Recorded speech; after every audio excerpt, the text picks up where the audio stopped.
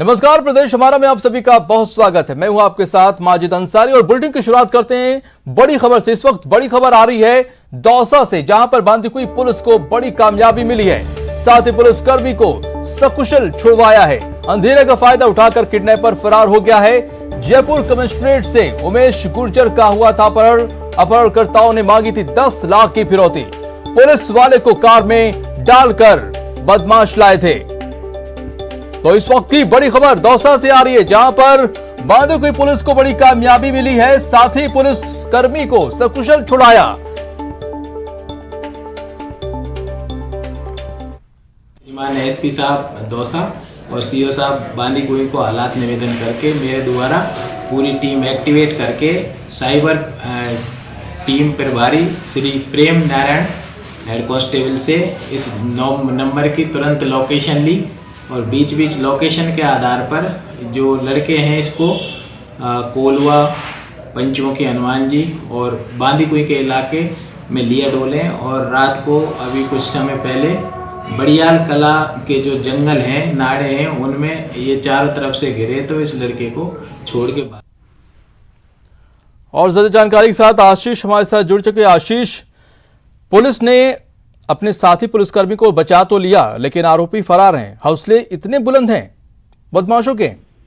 बिल्कुल, हौसले इतने बुलंद है। राजधानी जयपुर से इस पुलिस वाले का किडनैप हुआ है। ये पुलिस वाला उमेश सिंह गुर्जर जो मुहाना थाना जो जयपुर कमिश्नरेट में आता है वहां पर तैनात था और मुहाना मंडी जो जयपुर का इलाका है वहां से इस पुलिसकर्मी का किडनैप हुआ है। एक कार में करीब 5 बदमाश थे। उन्होंने इस पुलिसकर्मी को अगवा किया और अगवा करके दौसा की तरफ ले आए। इसके बाद में दौसा के कोलवा थाना इलाके से होकर बांदीकुई थाना क्षेत्र तक पहुंच गए और वहां बड़ियाल के जंगलों का एक इलाका है, वहां पर ये चले गए। इस दौरान जो अपहरणकर्ता थे उन्होंने पुलिसकर्मी पर दबाव दिया और 10 लाख रुपए की फिरौती मांगने के लिए उनके परिचित या परिजन के नंबर मांगे, जिसके बाद में पुलिस वाले ने अपने एक परिचित जो जैतारण पाली का रहने वाला था उसके मोबाइल नंबर दिए, जिसके बाद अपहरणकर्ताओं ने जैतारण पाली वाले व्यक्ति से 10 लाख रुपए की फिरौती मांगी। उस परिचित ने ही पुलिस को इस बात की सूचना दी थी कि उमेश गुर्जर का किडनैप हो गया है और 10 लाख की फिरौती मांगी जा रही है। जिसके बाद पुलिस ने मोबाइल लोकेशन के आधार पर पूरी छानबीन शुरू की और ये जो लोकेशन है वो बांदीकुई इलाके में आई, जहां पर पुलिस ने घेराबंदी की। कई थानों की पुलिस ने घेराबंदी की और उसके बाद में जो अपहरण हुआ था पुलिस वाले का उसको छुड़वा लिया गया। हालांकि जो बदमाश थे 5 वो फरार हो चुके हैं। गाड़ी भी उनकी वो लेकर फरार हुए हैं। अब पुलिस सर्च अभियान चला रही है क्योंकि रात का समय है, अंधेरे में वो फरार हुए हैं। हालांकि पुलिस जंगलों में सर्च अभियान चला रही है कि किसी भी तरह से अपहरणकर्ताओं को गिरफ्तार किया जाए। हालांकि अभी तक अपहरणकर्ता गिरफ्तार नहीं हुए, लेकिन तो आशीष ये बताइए कि ये अपहरण करने वाले कौन थे, कुछ पता चल पाया है? बिल्कुल, जो पुलिसकर्मी है, जो पीड़ित पुलिसकर्मी है, उससे हमारी बात हुई है। वो ये कहता है कि उनको किसी भी सदस्य को नहीं जानता है अपहरणकर्ताओं को। वो मुहाना मंडी इलाके में खड़ा हुआ था, तभी कार से आए और उसको अपहरण करके लेके आए। ऐसे में ये कोई पुरानी रंजिश भी नहीं कहा जा सकती, लेकिन एक पेशेवर किडनैपर्स हो सकते हैं जो उनको एक पुलिस वाले का किडनैप करके लेके आए हैं, क्योंकि दोनों के बीच किसी प्रकार का रिश्ता नहीं बताया जा रहा है। जी, बहुत शुक्रिया तमाम जानकारी के लिए आशीष।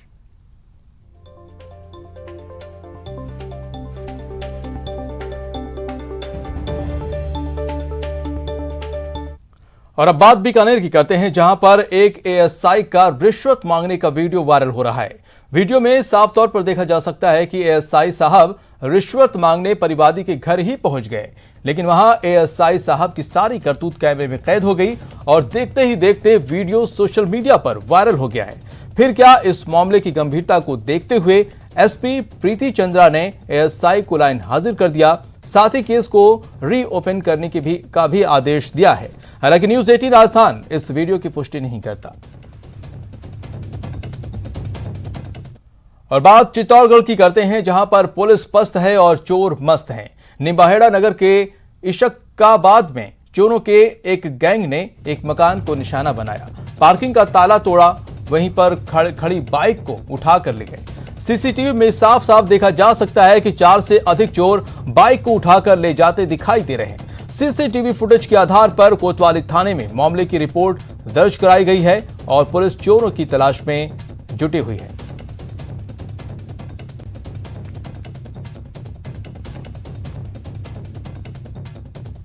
और अब आपको एक वीडियो दिखाते हैं, देखिए कैसे एक सुरक्षा कर्मी भी की मुस्तैदी और सतर्कता से एक शख्स की जान बच गई।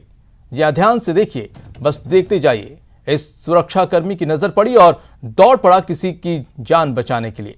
अब देखिए, चलती ट्रेन में एक यात्री, आपको बता दें, चढ़ने की कोशिश कर रहा था, लेकिन अचानक से उसका संतुलन बिगड़ गया और वो हादसे का शिकार होने ही वाला था कि देवदूत की तरह, फरिश्ते की तरह वो सुरक्षा कर्मी उसकी जान बचाने पहुंच गया। तस्वीरें सवाईमाधोपुर रेलवे स्टेशन की है।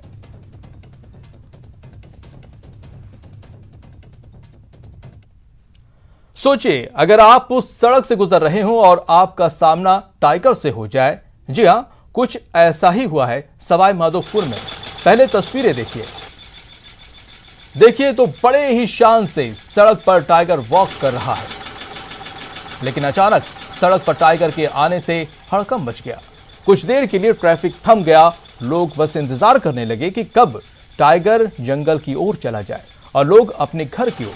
लेकिन टाइगर तो जैसे जंगल से सोच के आया था, आज लंबी वॉक पर निकलना है। सड़क किनारे मस्त चाल से चलता रहा। काफी देर बाद जब टाइगर ने जंगल की राह पकड़ी, तब जाकर कहीं लोगों ने राहत की सांस ली।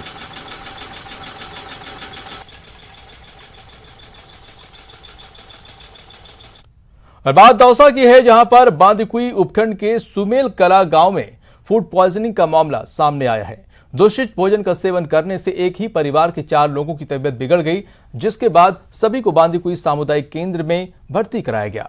सभी बीमार लोगों को उल्टी और दस्त की शिकायत होने के बाद अस्पताल में एडमिट कराया गया है। सभी की हालत खतरे के बाहर है। खाना खाया था और उल्टी दस्त हो गई, इसलिए बांदी हॉस्पिटल लेके आए। कितने लोग? 4 लोग। क्या क्या नाम? गोकुल जी, गुलाब, महावीर और आरती। और चलिए रुक करते हैं अगली खबर का। जयपुर के एसएमएस स्टेडियम में खिलाड़ी बदहाल स्थिति में रहने को मजबूर हैं। स्टेडियम में स्पोर्ट्स हॉस्टल नहीं होने की वजह से बीकानेर समेत कई जिले से साइकिलिंग में अपने हुनर को निखारने के लिए आने वाले खिलाड़ियों को रहने के लिए वेलोड्रम नीचे बने कमरे के दिए गए हैं, और जहां पर एक कमरे में 15 खिलाड़ी रहने को मजबूर हैं। इसका जायजा लिया हमारे संवाददाता महेश दाधीच ने।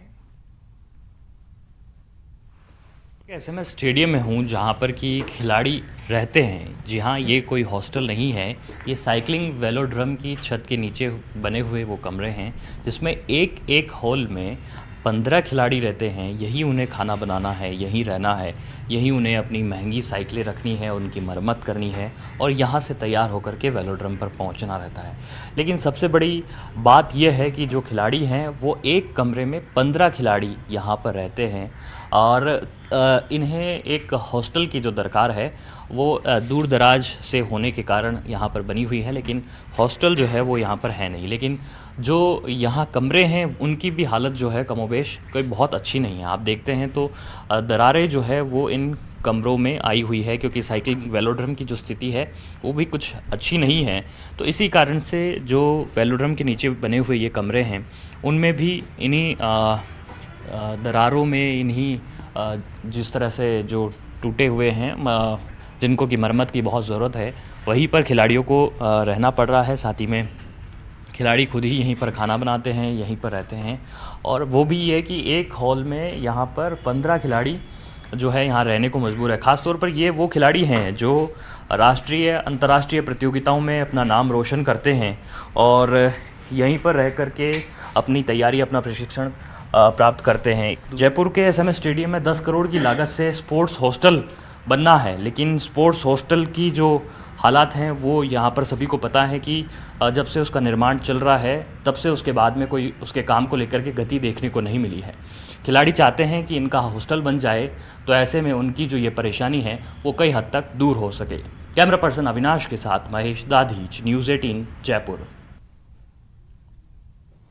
तो ऐसा नहीं है कि सरकार ने एसएमएस स्टेडियम में खिलाड़ियों की आवासीय सुविधा देने की कोशिश नहीं की है। इसके लिए 2017 में 10 करोड़ की लागत से स्पोर्ट्स हॉस्टल का निर्माण शुरू किया गया, लेकिन लंबे वक्त से निर्माण कार्य अधूरा पड़ा है। इसको लेकर खेल मंत्री अशोक चांदना का कहना है कि खिलाड़ियों की सुविधा के लिए जल्द ही हॉस्टल तैयार किया जाएगा। इस जुलाई के अंदर ही दोनों स्पोर्ट्स स्कूल के सेशंस चालू होंगे। देखिए, काम होने में, बनने में, उसका एक स्ट्रक्चर बनने में कि खेल विभाग का स्पोर्ट्स स्कूल कैसे होगा, बच्चों का करिकुलम क्या होगा, किस तरह से उनका सिलेक्शन प्रोसेस होगा, किस तरह से उनकी परफॉर्मेंस मेजरमेंट की जाएगी, ये सब चीज़ों का अभी होमवर्क होना बाकी है। बेसिक होमवर्क हो चुका है, बाकी जब फील्ड में जाएंगे और बच्चों को ले आएंगे, जब स्कूल चालू होगा तो 2-4 साल में मुझे लगता है कि वो एक प्रॉपर रनिंग स्पोर्ट्स स्कूल हो जाएगी। कॉम्प्लेक्स वगैरह भी आप तैयार कर जी बिल्कुल बिल्कुल, जो पूर्व में जो स्पोर्ट्समैन कॉम्प्लेक्स जिसका काम रुका हो उसको तुरंत प्रभाव से चालू करा के उसको भी इस स्पोर्ट्स स्कूल के अंदर काम लिया जाएगा। और अब बात करते हैं सहरसा के सियासी संग्राम की। जी हां, सहाड़ा सीट से निर्दलीय प्रत्याशी लादूलाल पितौलिया का नाम वापसी के बाद सियासत जो है वो तेज हो गई है। पहले सोशल मीडिया पर दबाव की बात सामने आई, फिर एक पत्र सामने आया जिसमें दबाव के कारण नाम वापसी की बात की जा रही है।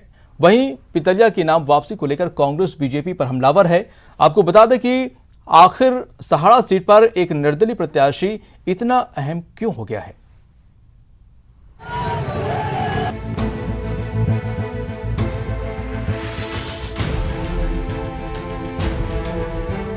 निर्दलीय प्रत्याशी का नाम वापसी।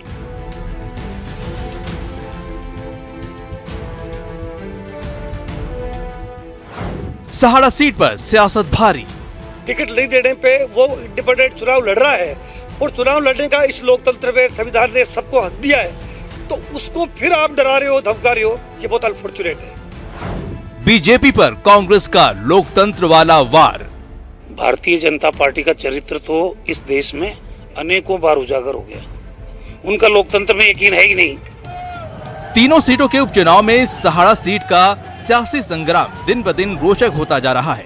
कांग्रेस और बीजेपी के बीच सीधी लड़ाई वाली इस सीट पर आरएलपी और बीजेपी के बागी लादूलाल पितलिया की दावेदारी से मुकाबला चतुष्कोणी हो रहा था, लेकिन काफी कोशिशों के बाद जब पितलिया ने नाम वापस लिया तो बीजेपी पर कांग्रेस हमलावर हो गई। हम आपको बताएंगे इसके पीछे की वजह, लेकिन पहले देखिए बीजेपी पर कांग्रेस का सीधा हमला। लेकिन अगर ये होता है तो कोई आश्चर्य की बात नहीं है। बीजेपी लोकतंत्र में विश्वास रखती ही नहीं है। वो दमनकारी नीति, साम दाम दंड भेद, हर तरीके से आज बंगाल में क्या हो रहा है और देश के हर हिस्से में क्या हो रहा है, ये लोकतंत्र का गला घोटने पे आमादा है। और अल्टीमेटली जब देश की जनता को ये पता चलेगा कि बीजेपी लोकतंत्र में यकीन नहीं करती है, ये तानाशाही प्रवृत्ति है, ये फासिस्टी प्रवृत्ति है। दरअसल सहाड़ा सीट पर बीजेपी से बागी होकर निर्दलीय चुनाव लड़ने वाले लादूलाल पितलिया की नाम वापसी के पीछे कुछ सियासी संकेत भी मिल रहे हैं। इस खबर को मीडिया तक पहुंचने से रोकने की कोशिश उनके समर्थकों ने की, तो सोशल मीडिया पर एक अपुष्ट वायरल वीडियो में उन पर दबाव की बात भी सामने आ रही है, जिसे लेकर कांग्रेस हमलावर है। ये जो ऑडियो वायरल हुआ है, मैंने भी सुना है कि लादूलाल पितलिया जब इंडिपेंडेंट पिछली बार भी चुनाव लड़ा है, अभी उसको बीजेपी ज्वाइन करवाई है, 1 महीने पहले ही बीजेपी ज्वाइन की है, और ज्वाइन करने के बाद में अगर आपने उसको टिकट नहीं दिया, टिकट नहीं देने पे वो इंडिपेंडेंट चुनाव लड़ रहा है और चुनाव लड़ने का इस लोकतंत्र में संविधान ने सबको हक दिया है, तो उसको फिर आप डरा रहे हो, धमका रहे हो, ये बहुत अनफॉर्चुनेट है। हालांकि बीजेपी पितलिया की नाम वापसी में किसी भी तरह के दबाव की बात से इनकार कर रही है। पितलिया जी ने खुद ने अपनी फेसबुक पे इसका खंडन किया है। ये सिर्फ एक अफवाहों का बाजार था, ऐसा कुछ भी नहीं है। पितलिया जी रेगुलर हमसे मिल रहे थे, रेगुलर हमारे संपर्क में थे, हमारी अच्छी तरीके से बात होती थी, हम साथ में चाय पीते थे। ऐसा नहीं है कि उनके ऊपर किसी तरीके का दबाव था। वो उनका स्वयं का निर्णय है और उन्होंने सहमति से, परिवार की सहमति से ये निर्णय लिया है कि मैं इस बार भारतीय जनता पार्टी के साथ रहूंगा। आपको बता दें कि सहाड़ा सीट पर अच्छा प्रभाव रखने वाले पितलिया ने 2018 में निर्दलीय के तौर पर चुनाव लड़ा था। पितलिया को इस चुनाव में 30,000 वोट मिले थे, जबकि कांग्रेस के कैलाश त्रिवेदी 7,000 वोट से इस सीट पर बीजेपी को हराया था। माना जाता है कि पितलिया की वजह से ही सहाड़ा सीट पर बीजेपी को मात मिली। लेकिन अब पितलिया के चुनावी मैदान से बाहर हो जाने के बाद यहाँ मुकाबला त्रिकोणी हो गया है। अब सहाड़ा सीट पर कांग्रेस की गायत्री त्रिवेदी, बीजेपी के रतन लाल जाट और आरएलपी के बद्रीलाल जाट के बीच मुकाबला है। पितलिया की नाम वापसी से बीजेपी को सीधा फायदा दिख रहा है। हालांकि 3 बार के विधायक रहे कैलाश त्रिवेदी की पत्नी गायत्री त्रिवेदी सहानुभूति लहर की उम्मीद लगा रही हैं। हालांकि चुनावी इतिहास पर नजर डालें तो अब तक 14 चुनाव में कांग्रेस ने 9 बार इस सीट पर कब्जा जमाया है। यानी सहाड़ा के सियासी संग्राम में गायत्री देवी और रतन लाल जाट के बीच सीधा मुकाबला होने के संकेत हैं। तो ये भी साफ हो गया है कि सहाड़ा सीट इस उपचुनाव की हॉट सीट होगी, जिस पर कांग्रेस अपना कब्जा बरकरार रखने की कवायद करेगी तो बीजेपी हर हाल में इसे अपने कब्जे में करना चाहेगी। Pramod Tiwari, news 18 network, Bhilwara. वहीं कांग्रेस ने लादू लाल का लेटर सामने आने के बाद बीजेपी पर करारा प्रहार किया है। पीसीसी चीफ गोविंद सिंह डोटासरा ने कहा कि बीजेपी इस तरह की राजनीति में सबसे आगे है। नीति और नैतिकता का स्वांग रचने वाली बीजेपी को हार का डर इस कदर सता रहा है कि इन्होंने सहाड़ा उपचुनाव में निर्दलीय प्रत्याशी लादू लाल पितलिया को डराया, धमकाया और उनका नामांकन वापस करवा दिया। आज जो पितलिया जी का नामांकन वापस जिस तरीके से कराया गया है, इससे भाजपा का चाल, चरित्र और चेहरा उजागर हुआ है।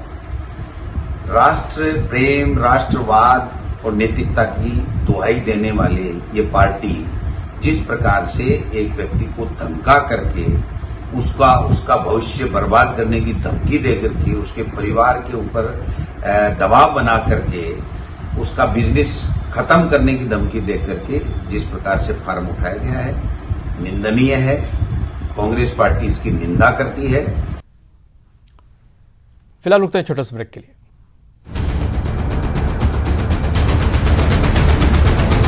ब्रेक के बाद आपका स्वागत है। नोएडा से इस वक्त बड़ी खबर आ रही है कि जिस तरह से अलवर में राकेश टिकैत पर और उनके काफिले पर हमला हुआ था, उसको लेकर जो किसान है वो नाराज हो गए हैं। जी हां, किसानों ने नोएडा चिल्ला बॉर्डर को जाम कर दिया और 1 घंटे से ये बॉर्डर पर आवाजाही करीब बंद रही और अधिकारियों के समझाने के बाद जाकर रास्ता खोला गया। किसानों ने पुलिस को 24 घंटे का अल्टीमेटम दिया है। मांगे नहीं मानने पर दोबारा जाम करेंगे बॉर्डर। कालिंदी कुछ बॉर्डर को भी बंद करने की चेतावनी दी है। बड़ी खबर इस वक्त की आपको बता दें, नोएडा से आ रही है। अलवर में जिस तरह से राकेश टिकैत और उनके काफिले पर हमला हुआ था, उसको लेकर जो किसान हैं, जो प्रदर्शन कर रहे हैं, धरने पर बैठे हैं, वो काफी नाराज हैं। नोएडा चिल्ला बॉर्डर पर जाम लगा दिया। 1 घंटे तक बॉर्डर बंद रहा, आवाजाही बंद रही और अधिकारियों के समझाने के बाद किसानों ने रास्ता खोला। लेकिन किसानों ने चेतावनी दी है कि 24 घंटे का अल्टीमेटम दिया है कि अगर उनकी मांगे पूरी नहीं हुई तो दोबारा वो बॉर्डर जाम कर देंगे और साथ ही कालिंदी कुंज बॉर्डर को भी बंद करने की चेतावनी दी है।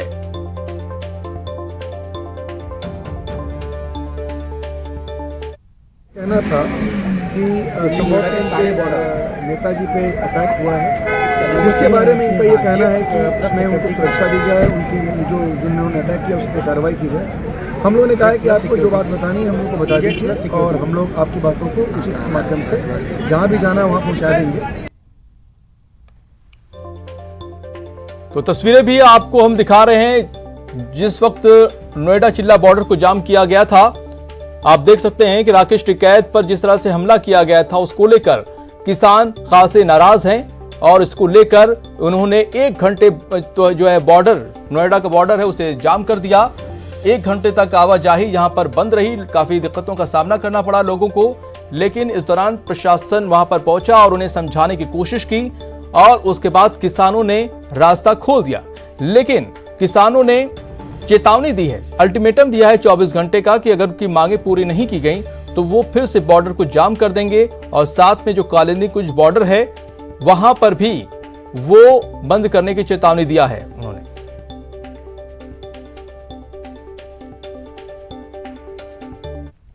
कृषि कानूनों के विरोध में देश के कई हिस्सों का दौरा कर रहे किसान नेता राकेश टिकैत के काफिले पर अलवर में हमला किया गया, जिसकी वजह से नोएडा में प्रोटेस्ट किया गया। जी हां, आपको बता दें कि टिकैत पर उस समय हमला हुआ जब वो बानसूर में किसान महापंचायत को संबोधित करने जा रहे थे। राकेश टिकैत के काफिले का पर ततारपुर चौराहे पर हमला हुआ। दरअसल ततारपुर चौराहे पर मत्स्य यूनिवर्सिटी के छात्र संघ अध्यक्ष रहे कुलदीप यादव के समर्थक 2-3 गाड़ियों में भरकर ततारपुर चौराहे पर आए और उन्होंने विरोध प्रदर्शन किया। फिर राकेश टिकैत के काफिले को काले झंडे दिखाए। राकेश टिकैत का काफिले में आगे होने के कारण निकल गए और इस बीच राकेश टिकैत के समर्थक और मत्स्य यूनिवर्सिटी के छात्र संघ अध्यक्ष कुलदीप यादव के समर्थक आपस में भिड़ गए और इस दौरान पथराव हुआ और कई गाड़ियों के शीशे भी टूट गए। पुलिस ने कुलदीप यादव सहित 4 लोगों को हिरासत में लिया है। ये तो नहीं होना चाहिए। डंडू से जो पीएसओ था उसका पिस्टल छीनने की कोशिश करी पुलिस वालों का। भाई फायरिंग हो तो फिर ये कहते हैं कि भाई फायरिंग होगी, मतलब पिस्टल छीनने को रही, पत्थर मारे, शीशे तोड़ दिए, लाठी बजाई। दतारपुर चौराहे पर जो घटना घटित हुई अभी किसान नेताओं के साथ में, तो उसमें 4 लोगों को डिटेन कर लिया है। बाकी लोगों को भी नामजद करके टीम भेज दी गई है, अतिशीघ्र डिटेन कर लेंगे। और राकेश टिकैत पर हमले पर सीएम अशोक गहलोत ने ट्वीट किया है। बीजेपी के लोगों द्वारा हमला निंदनीय बताया है, दोषियों के विरुद्ध कार्रवाई की जाएगी। सीएम अशोक गहलोत ने कहा है, बीजेपी किसान आंदोलन की शुरुआत से विरोध कर रही है। बीजेपी अलोकतांत्रिक बर्ताव कर रही है जो कि शर्मनाक है। तो अलवर में जिस तरह से राकेश टिकैत के ऊपर हमला हुआ, उसको लेकर अब पूरे देश में आक्रोश बढ़ता जा रहा है किसानों में, और इसको लेकर सीएम अशोक गहलोत ने भी ट्वीट किया है और उन्होंने इस घटना की निंदा की है। बीजेपी के ट्वीट करके कहा है कि बीजेपी के लोगों द्वारा हमला निंदनीय है, दोषियों के विरुद्ध कार्रवाई की जाएगी। बीजेपी किसान आंदोलन की शुरुआत से ही विरोध कर रही है। बीजेपी अलोकतांत्रिक बर्ताव कर रही है जो कि शर्मनाक है।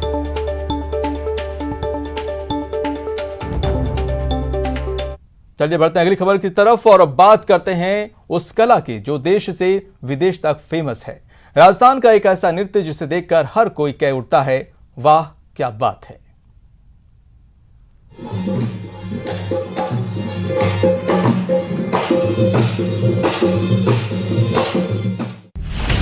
गीत संगीत का शानदार संगम,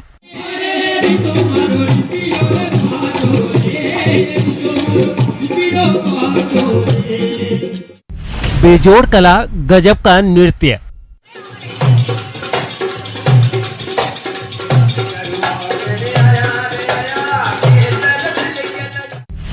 अलबेली पहचान, संस्कृति महान।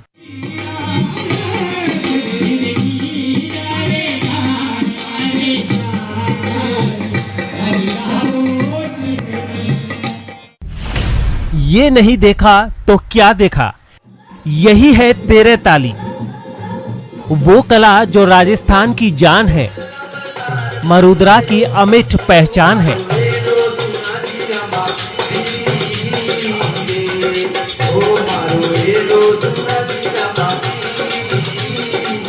गीत संगीत का ऐसा शानदार संगम कि जो देखे वो झूम उठे।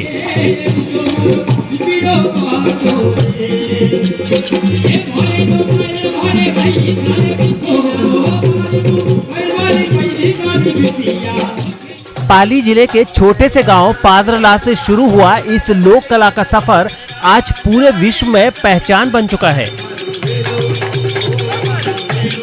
जो इसके बारे में नहीं जानते हैं उन्हें बता दें कि इस कला का इतिहास बड़ा रोचक है। कामर जाति बाबा रामदेव और अन्य देवताओं का कथावाचन करती थी। कथावाचन के साथ ही महिलाओं ने अपने हाथ पैर में मजीरे पहने। समय के साथ घरेलू काम करने के तरीके नृत्य में बदल गए। फिलहाल इस बुलेटिन में इतना ही। नमस्कार।